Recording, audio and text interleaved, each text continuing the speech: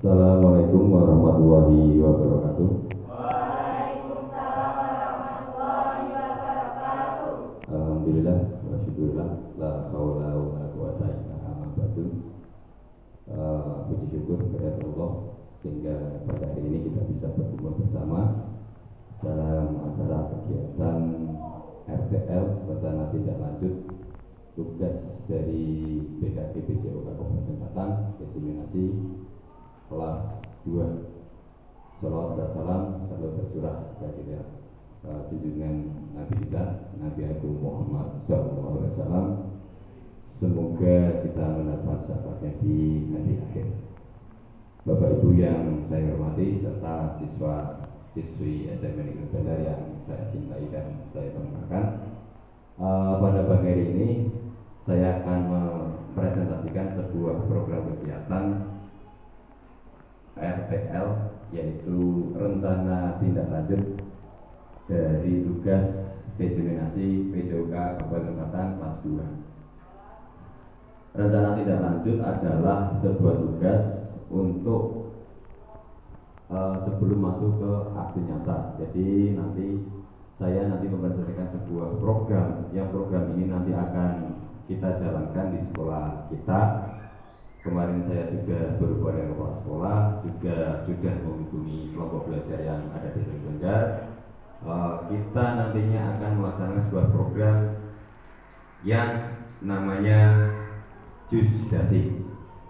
Ini rencana pembelajaran berbasis proyek. Jadi nanti harus ada hasil dari kegiatan itu, sebuah proyek, artinya harus ada namanya Jusdasi. Jusdasi itu akronim dari Jumat Sehat dan Sarapan Bergizi. Di sekolah kita setiap Jumat sudah terjadwal, karena dalam rencana tindak lanjut ini tidak dihitung ekstrakurikuler atau ini kokurikuler, jadi kegiatannya harus jam pelajaran. Alhamdulillah setiap hari Jumat di sekolah kita sudah ada jadwal yang sudah terjadwalkan. Setiap hari Jumat itu ada kegiatan senam pagi dan jalan sehat. Tetapi itu belum menyangkut nanti di kegiatan Jusdasi. Jusdasi ini baru, jadi nanti akan saya paparkan penjabarannya, yaitu Jumat Sehat dan Sarapan Bergizi. Tujuannya untuk meningkatkan prestasi belajar mulai pendidikan, kebugaran, juga dan pemanfaatan sekolah.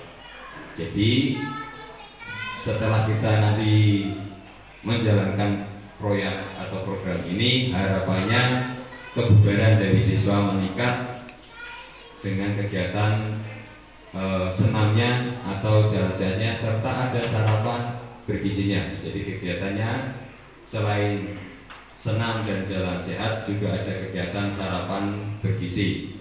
Nantinya kita akan berkolaborasi dengan guru prakarya tentang makanan sehat itu yang seperti apa.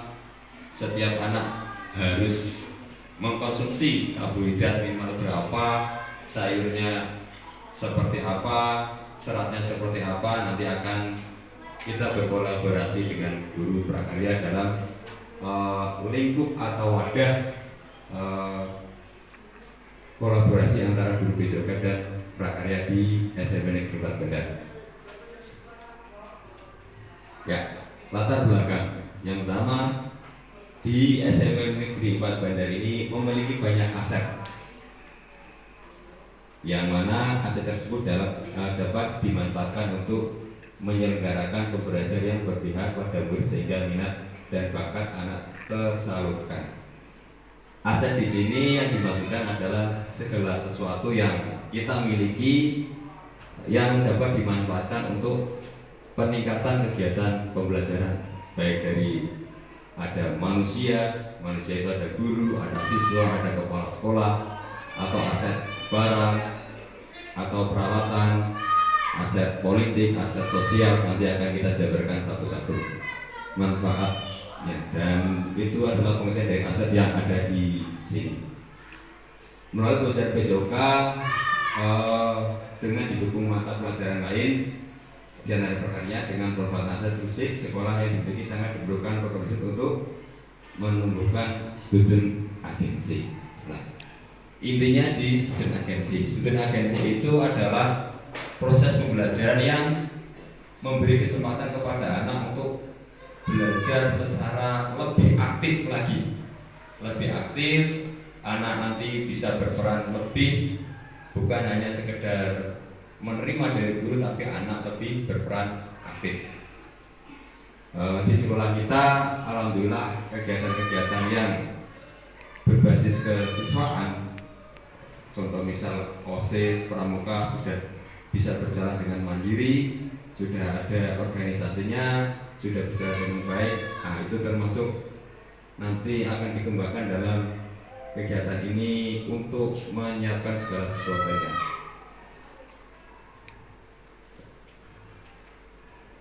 Tujuan program dari Jusdasi ini mendorong siswa untuk aktif bergerak dan berolahraga serta rutin sehingga meningkatkan kebugaran jasmani dan mencegah berbagai penyakit. Harapannya setelah kegiatan Jusdasi ini berjalan, siswa akan lebih aktif bergerak karena siswa sekarang itu waktunya lebih banyak bermain dengan gadget atau HP. Jadi di sekolah harus kita manfaatkan atau kita bisa memberikan program yang seimbang supaya antara kegiatan motoriknya, psikomotornya bisa imbang. Makanya program ini kita gulirkan, harapannya siswa bisa lebih aktif bergerak. Jika di rumah mereka sering atau lebih banyak berkumpul dengan HP, di sekolah harus lebih banyak bergerak. Terus yang kedua, menyelaraskan kebugaran fisik dengan kemampuan kognitif siswa sehingga mereka lebih fokus, berkonsentrasi dan berprestasi dalam pelajaran. Selain meningkatkan kebugaran fisik, harapan dari program ini juga meningkatkan kemampuan kognitif siswa. Selain sehat, siswanya juga pintar. Itu salah satu kenapa kita mengadakan program makan pagi bergizi. Karena dengan makan yang bergizi dapat menstimulus siswa untuk lebih memiliki kognitif yang lebih karena tercukupi gizi-gizi untuk pemenuhan gizi yang minimal atau minimal gizinya terpenuhi. Kalau siswa dibiarkan tanpa kontrol gizi dari orang tua, dari guru, mereka lebih banyak mengkonsumsi makanan instan, lebih banyak mengkonsumsi instan, lebih banyak mengkonsumsi makanan hanya cenderung karbohidrat dan manis-manis. Makanya siswa kita kasih program supaya bisa lebih mengkonsumsi makanan yang seimbang. Jadi nanti bisa meningkatkan kecerdasan otak, nanti bisa dikontrol sumber-sumber makanan yang lebih bisa dimanfaatkan untuk kecerdasan anak.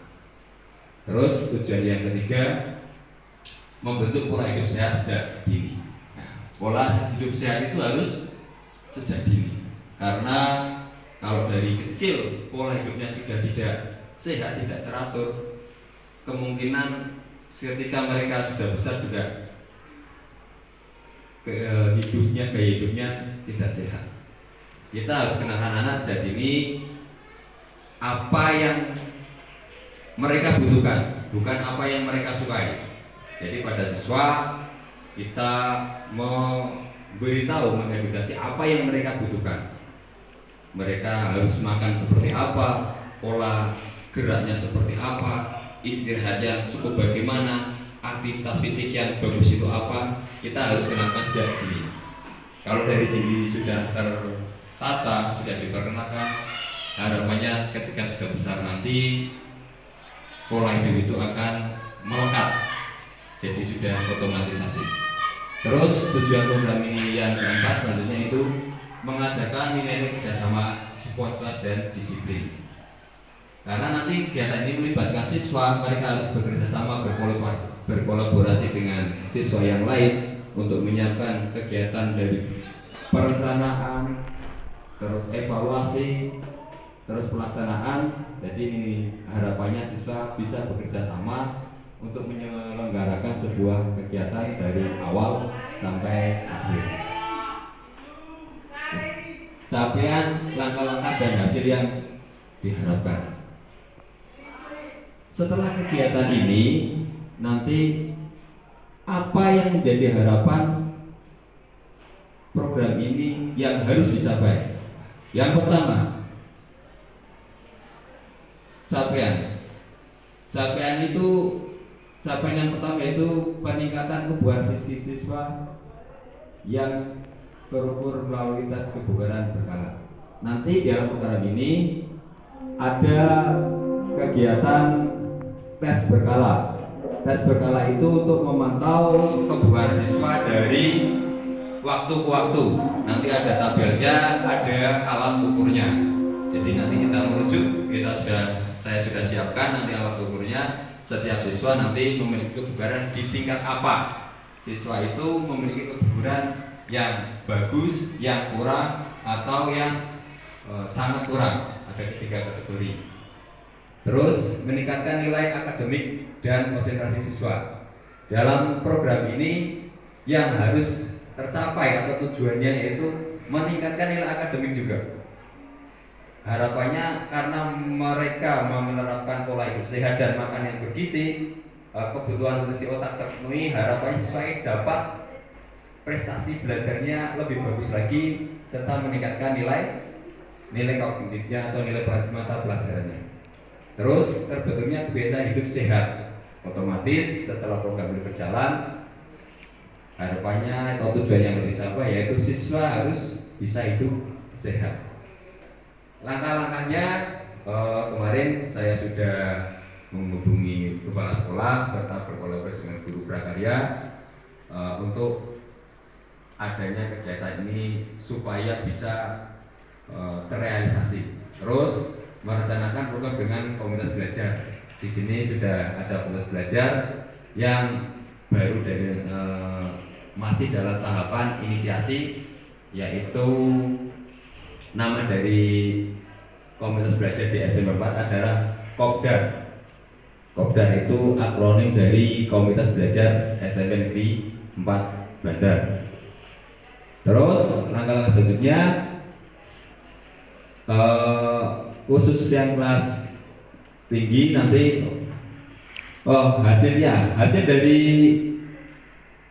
dari kegiatan ini harapannya guru sebagai fasilitator memberikan kesempatan kepada peserta didik untuk meningkatkan kebugaran jasmani. Terus kesiapan siswa lebih siap menghadapi tantangan akademik dan non akademik dengan mental dan fisik yang lebih baik. Hasilnya dari kegiatan ini guru bisa menjadi fasilitator siswa untuk meningkatkan kebugaran jasmani dan meningkatkan nilai akademik serta bisa memberikan informasi kepada siswa bahwa tantangan yang mereka hadapi secara nyata yang harus dilewati yaitu siap menghadapi tantangan akademik dan non akademik. Karena nanti setelah mereka lulus tidak hanya yang melanjutkan saja, tetapi yang tidak melanjutkan juga harus bisa mencapai cita-citanya. Jadi harapan semuanya lulus dan melanjutkan, tetapi ketika ada yang tidak melanjutkan, mereka sudah siap menghadapi tantangan yang dan kenyataan yang dihadapi. Makanya fisiknya juga harus disiapkan. Selanjutnya ada struktur program dan mitra dalam komunitas belajar. Struktur program dan mitra ini meliputi satu, merupakan kegiatan kokurikuler di sekolah. Jadi ini bukan ekstra kurikuler. Makanya kegiatan ini dilaksanakan pada jam pelajaran. Melibatkan siswa kelas 7, 8, dan 9. Direncanakan mulai awal semester 2 tahun pelajaran 2023-2024. Terus melibatkan komunitas belajar di SME Negeri 4 Bandar. Komunitas belajar di SME kita yaitu Kopdar nanti akan terlibat langsung dalam kegiatan program ini. Yang selanjutnya mengoptimalkan semua aset yang dimiliki sekolah. Terus mitra kerja yaitu komunitas sekolah, orang tua murid, masyarakat sekitar. Karena dalam program ini kita tidak hanya melibatkan siswa, karena ada kegiatan sarapan pagi bergizi, jadi saya nanti berkomunikasi dengan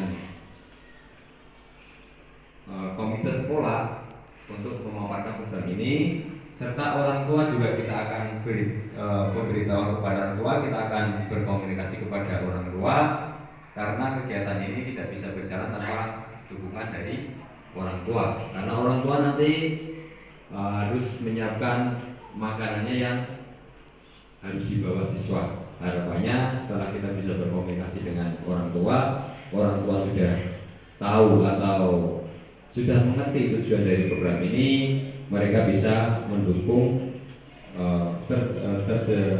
terjalinnya komunikasi yang baik itu. Mereka bisa mensupport kegiatan yang akan kita jalankan nanti. Yang selanjutnya aset yang dimiliki SME Negeri Bandar. Yang dimaksud aset tadi adalah segala sesuatu yang kita miliki yang bisa mendukung terjadinya peningkatan proses pembelajaran yang ada di sekolah. Yang pertama aset manusia. Aset manusia di sini ada kepala sekolah, ada guru, ada siswa, ada TU, ada masyarakat. Semua yang berada di lingkungan sekolah itu merupakan aset manusia. Kalau itu berupa orang, siswa atau TU, itu termasuk dalam aset manusia. Yang kedua finansial. Dalam program ini nanti akan melibatkan dana BOS, karena tanpa adanya program, tanpa adanya dukungan dari finansial, program tidak akan berjalan dengan maksimal. Yang ketiga aset fisik. Aset fisik itu berupa bangunan yang ada di sekolah dan peralatan yang ada di sekolah. Nanti kita membutuhkan jelas dukungan aset fisik karena kita kegiatannya di lapangan, jelas kita membutuhkan halaman lapangan. Kita juga membutuhkan misalkan pengeras suara dan sebagainya, itu nanti termasuk di aset fisik. Terus yang keempat aset sosial. Aset sosial ini adalah adanya dukungan dari masyarakat. Masyarakat itu yang jelas masyarakat yang berada di lingkungan sekolah. Aset sosial sangat berperan penting juga dalam kegiatan kali ini, karena tanpa adanya dukungan masyarakat, program ini juga tidak akan bisa berjalan. Nah, rencana evaluasi setelah program ini berjalan, rencana evaluasi itu pada akhir semester 2, karena kita rencana program akan dijalankan pada awal semester 1. Kita akan berjalan 1 semester, di akhir semester kita jadwalkan ada evaluasi kegiatan atau program. Terus selain ada evaluasi, kegiatan ini juga memiliki tantangan. Kegiatan ini atau program ini memiliki tantangan. Karena ini program ini tugas diseminasi saya sudah di akhir semester 1, jadi saya atau kami tim kelompok belajar sekolah kita memiliki keterbatasan waktu untuk mengkomunikasikan dengan orang tua dan komite. Jadi kami memang karena keterbatasan waktu, komunikasi dengan orang tua harusnya di awal tahun ketika rapat pleno akhirnya kita kurang karena timingnya memang tidak bisa ngepasi dengan rapat pleno. Harusnya rencana seperti ini atau rencana delegasi ini muncul di awal tahun dan dipresentasikan ketika ada rapat pleno. Jadi semua orang tua kita komunikasinya lebih mudah. Itu kemungkinan tantangannya seperti itu karena keterbatasan waktu. Hanya itu tugas RTL, diseminasi PKG PCOK, SMN Iqbal Bandar yang rencana kita akan segera laksanakan, yaitu program Jus Dasi, Jumat Sehat dan Sarapan Bergizi. Semoga kegiatan ini dapat berjalan, tidak ada halangan. Semoga kita juga bisa mengambil manfaat atau tujuan dari kegiatan ini bisa maksimal. Hanya itu yang bisa saya sampaikan. Terima kasih atas kehadiran Bapak Ibu serta sesi yang saya banggakan. Kurang lebihnya mohon maaf. Terima kasih. Wassalamualaikum warahmatullahi wabarakatuh.